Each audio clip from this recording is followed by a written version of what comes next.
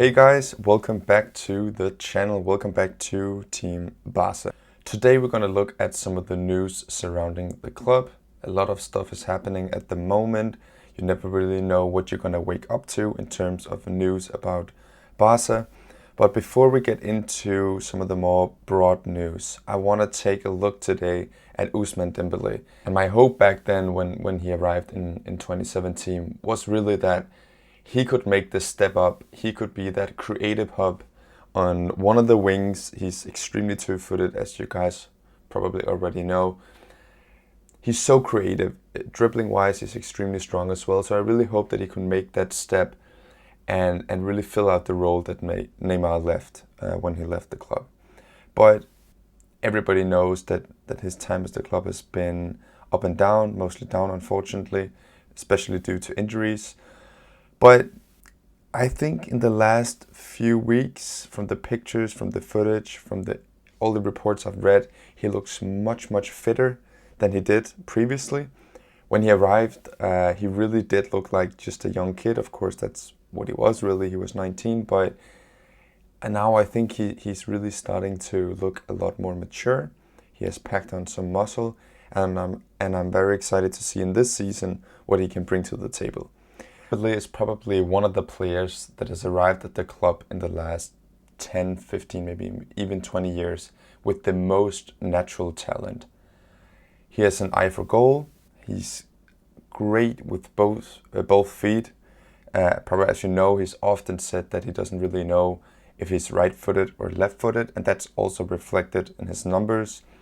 I think he has 17 goals with his right and 17 assists with his left. At least he had that at some point.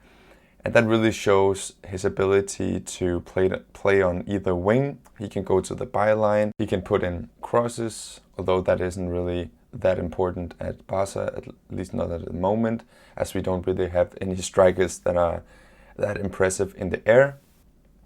But he has other traits that I really like, at least as a Barca player, as a Barca fan. Dembele is most dangerous when he goes one-on-one. 1v1, there is almost no defender that can really handle the combination of pace, which obviously he has. He's probably one of the fastest players in La Liga. He has quite good dribbling abilities, especially in the close control.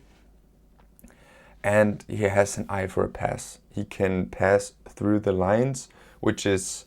We have a lot of players at Barca that can do that, but he can do it at speed. And I think that's one of the traits that really complements the way Barca plays. We look at the numbers. I found some of the stats from the 2019 campaign, comparing him to Sancho. Obviously, Sancho at this time was also extremely young, just like Dembele. They played almost the same amount of minutes. Sancho scored 6 goals, Dembele 8. He also had 3 assists, where Sancho had 9. Very impressive. They had around the same number of key passes. Of course, a key pass is a pass that can lead to a situation where one can score a goal. He has a lot more shots on target, and they complete the same number of dribbles per game. And Sancho is probably one of the players that's mostly talked about at the moment. Of course, Manchester United has been interested in him for a long time. Bayern Munich has also been said to be interested in him, and I'm sure a lot of other big teams are as well. But Borussia Dortmund really doesn't want to sell him, which is understandable. He's almost exactly in the same situation that Ousmane Démbélé was when he left the club a few years back. So I think that nobody really disagrees with the fact that Ousmane Démbélé has a huge potential, but he is 23 now. So this is probably the last season for him to show what he's capable of. He has to force his way into the starting level. As you all know, Ansu Fati has been absolutely on fire this season, and the last season as well, actually, also for the national team. But I think a team structured around Dembele on the one side and Fati on the other, especially after, if the worst were to happen and Messi left, could create something quite unique. You would have two wingers with a lot of pace, great close control, both with a good eye for a pass. They both shoot. Of course, Ansu Fati doesn't really go to the byline and put in crosses, but then you could interchange them on both wings. I think that could work pretty well, but we'll have to see. For now, I think Ousmane Démbéle looks very good. I mean, the way he's been acting for the last few days, we've seen here in the Catalan media that Dembele has shown up to practice even on the days off, which I think is a testament to just how much he wants to be in the starting 11. He wants to prove to Koeman, he wants to prove to the fans and the board and the media that this guy is worth putting your money on. He wants to play and he wants to show the world what he can do. And as a Barca fan, at least like myself, that just makes me happy to see. What I want to see is players that are willing to go the extra mile for the club. That's what Barca is all about. You do your best and the fans will be behind you. So that's the point on Ousmane Démbélé. A great few days for him, I think, showing up not just early for practice, on time for practice, but even on his day off. Great work, Ousmane. And now to some other Barca news. Today in the papers we can read that Samuel Umtiti doesn't want to be sold. He wants to fight for his place. He knows the fact that Eric Garcia might come in January or in the summer, and he knows that it's going to be difficult for him to keep his place in the team. But he wants to prove that he still has the capabilities to be a top center back, as he did show in his first season, especially at Barca. I, for one, am just so sad of the way that everything has gone down in terms of Umtiti really reaching his potential. When he first arrived, I was excited to see what he could bring. He came from Lyon, and his first season here, he was just an absolute perfect footballer. He did everything right. He was physical, he was aggressive, he was good on the ball, he was able to make great runs and splitting the defensive lines of the other teams, which is important. He actually kind of did what Mascherano used to do and Puyol used to do, being the aggressor on the ball, which I just loved to see from a central defender. But of course, reoccurring knee injuries really put a hamper on his development, and he's just never been the same player, unfortunately. But I mean, if he really wants to fight for his place, he's welcome to do that. I think, for one, that it's going to be quite difficult for him to remain at the club, especially after this summer where we did everything we could to sell him. But as I always say, a player should never be discounted during the season. Every player has a right to prove that they have a place in the team, that they're welcome, they're still under contract, they're still part of the club, they still represent the badge that we all love. And I think he should definitely get a chance if he proves his worth in practice. I think from what I've read about Koeman so far, I think he would actually agree. I think that the way he talks about players, he gives his honest opinion, like he did with Riqui Puig, saying that it's going to be difficult for him to get minutes, but if he stays here, of course he will get some minutes. Riqui Puig also said that last night after the Spain international game, the under-21s, and I think that's actually the right way to go about it. Give people a chance. If they prove their worth in practice, make sure that the fans get to see what they can do.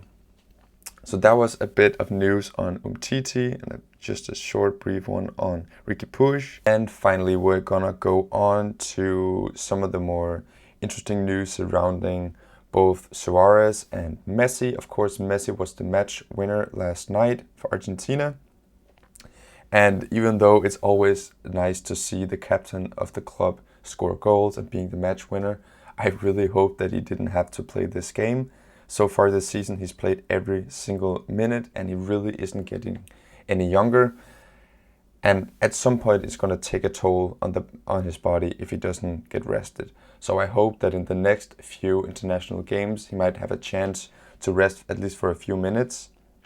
And I hope actually the same is true for this season. I know we've had pretty good start, I would say, under Koeman. The first 2 games were impressive, but the teams that we went up against really didn't put in an impressive performance themselves.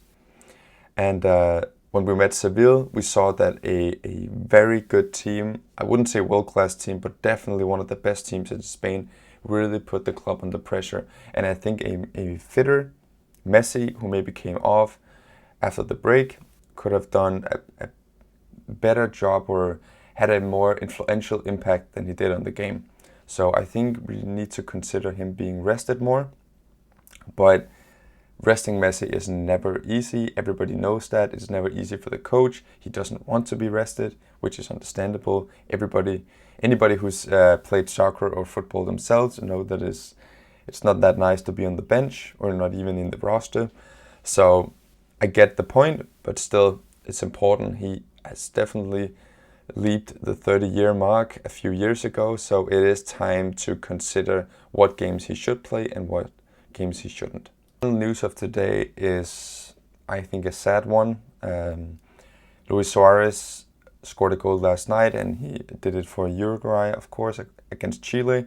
And he was interviewed after the game about the treatment of him when he left the club for Atletico Madrid. He said that I played in the club for 6 seasons, and I feel they should have treated me better, meaning the board. And they just told me I had to leave. They didn't tell me why, they just told me that I had to leave. And I think this is such a sad moment at the club. He's been a legend, he was there for 6 seasons. Like you mentioned, he scored 195 goals in 283 games, which is just unbelievable. That is absolutely world class, and we should always keep that in mind when we think about Suarez. I've been critical of him over the last few years. Everybody knows he's lost a step. He's not the same player that he used to be, but he's still a world-class player on his day. And the club really shouldn't have left him out to dry in the way that they did. He also said in terms of his relationship with Messi that he isn't surprised that Messi felt extremely disappointed over the way that he was kind of thrown out of the club. When I arrived at Barca, he said, Messi really showed me what a great player he is. Not only on the pitch, but also what a great person he is as a human. And I think it's always nice to see 2 colleagues, 2 friends tell that to each other. It's something that we need in the world at the moment. Now he's at Atletico, and his debut was tough, he said. He was sad over the fact that he had to leave in that way, but now he's completely focused on Atletico, and he says that the practice is still at a very, very top level, which of course is good to hear. That's how they get the best out of the players. But just for my own sake, I think it's going to be quite difficult to see him playing against us. I can't really imagine what it's going to be like, but it's definitely going to be a game that's worth a while to watch. Alright guys, that was everything from today. I hope you like this format. I mean, I could do it in so many different ways. I could make a long video with a lot of animations. I could do a lot of stuff. But what I really just like to do is just have an open and honest conversation where I look into today's news. I talk a bit about specific players that I find interesting over the last few days or weeks. If you have any suggestions of anything you want me to do differently, I'm more than happy to hear from you. You can always send me an email or you can write in the comments below. And remember to subscribe, and on the way out, enjoy the Spanish guitar. See ya.